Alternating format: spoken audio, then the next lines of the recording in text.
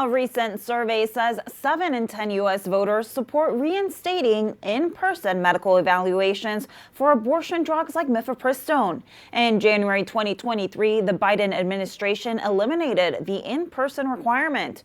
Recent studies show taking the abortion drug without medical supervision can lead to major health issues. And now, findings from CRC research reveal nearly half of Americans are less likely to support elected representatives who back mail-order abortion drugs. Pro-lifers are also speaking out, saying it is time the FDA change its guidelines over Mifepristone. Dr. Christina Francis, CEO of the American Association of Pro-Life OBGYNs, released a statement that says, in part, quote, "It's overwhelmingly clear that Americans support reinstating the in-person dispensing requirement to protect women taking Mifepristone. As physicians caring for women's and babies every day, we see the devastating impact that the FDA's relaxed standards are having on women's health and safety." Marjorie Dannenfelser, president of Susan B. Anthony Pro-Life America, also released a statement. She says, in part, quote, "Ahead of midterms, pro-life Republicans must act and speak out boldly about stopping the mail-order abortion drug crisis. Sitting on the fence makes no voters happier. It is a surefire recipe for avoidable losses this November." Another new report says telehealth abortions are helping teens skirt parental notification laws. The findings are from the JAMA Health Forum. It says young adults ages 18 to 24 order abortion medication at much higher rates than older adults. And the spike particularly takes place in states with parental notification or consent laws.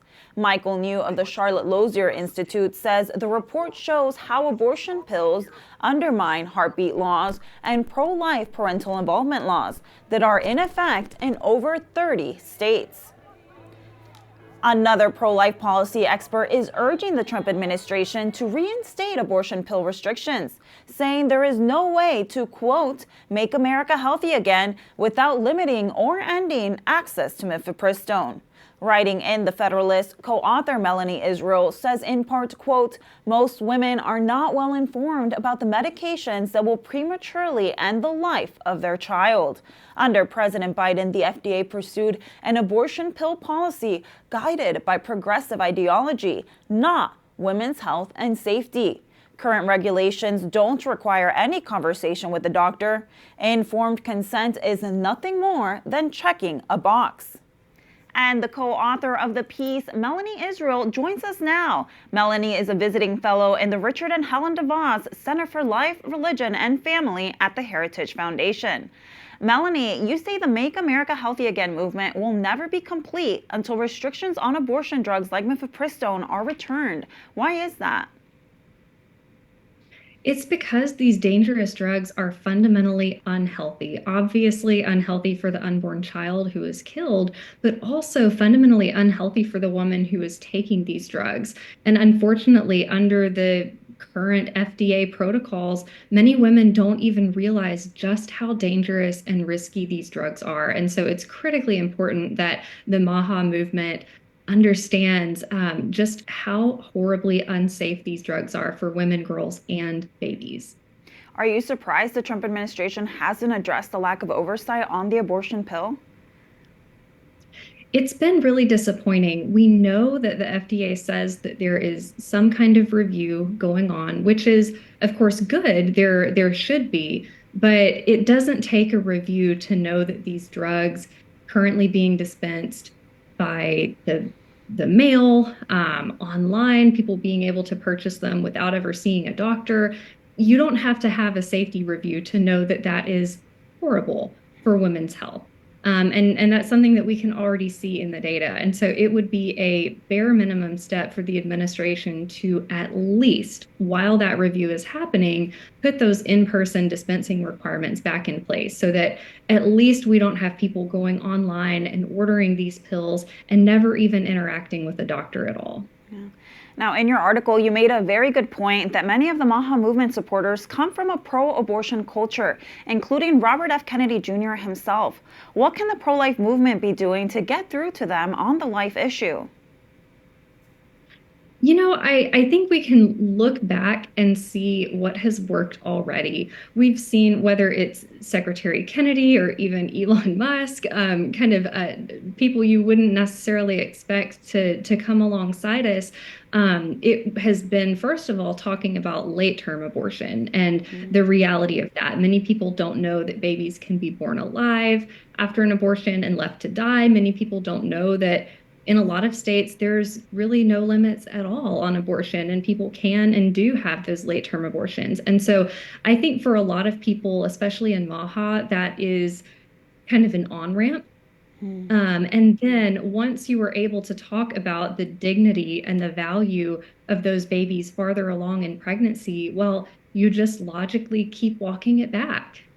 If those babies are valuable at 7, 8, 9 months, what about 6 months? What about 5? And you just keep going back and talking about the humanity of that unborn child. And frankly, logic and biology do a whole lot to help us there. So I think the fact that we've already had people coming alongside us when it comes to late term abortion is encouraging, and we can just continue speaking truth in love to people who haven't necessarily been traditionally our allies. Yeah, I love that.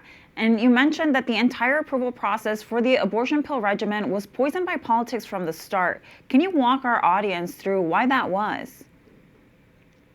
Sure, sure. It goes back a long time, even back into the early 90s, where at the highest levels of the Clinton administration, they were trying to work with these overseas drug manufacturers to bring the abortion pill to the United States and work hand in hand with a drug manufacturer through this approval process. And it was, again, politicized from the start. And what they did is they enacted some safety restrictions on these drugs. Things like you have to be a doctor to dispense it. You have to opt in and basically get special training. You have to agree to report things like complications. You have to dispense in person. You have to do in-person follow-ups.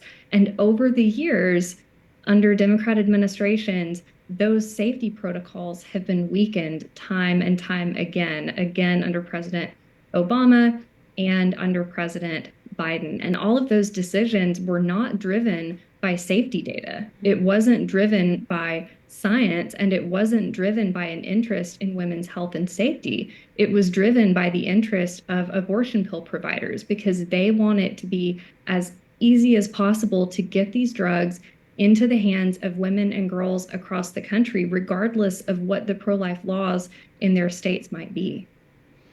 And it's terrible that we've been seeing that play out. Now, Melanie, are there any other stories that you're following that we should be aware of? Yes, I think one of the things that particularly members of Congress have done a great job highlighting is that it's not just women and girls seeking abortions with, no medical oversight that these abortion pills are putting in danger.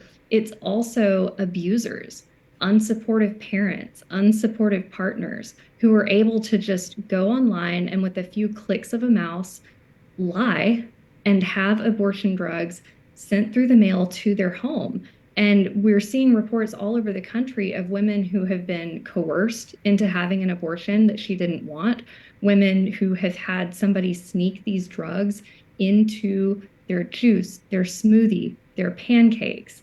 Women who have even been physically threatened and told, you take this pill or else, feeling that their life is in danger if they don't take this drug. And as more and more of these stories come out, it's going to be harder and harder for the FDA to continue to allow this current regime in place where these drugs can just be sent to anyone, anywhere, with no oversight whatsoever. And ultimately, again, it's the women, the girls, and most of all, those unborn babies who are hurt by this. And so the status quo is just completely unacceptable. Well, Melanie Israel, thank you so much for being with us today. Thanks so much for having me.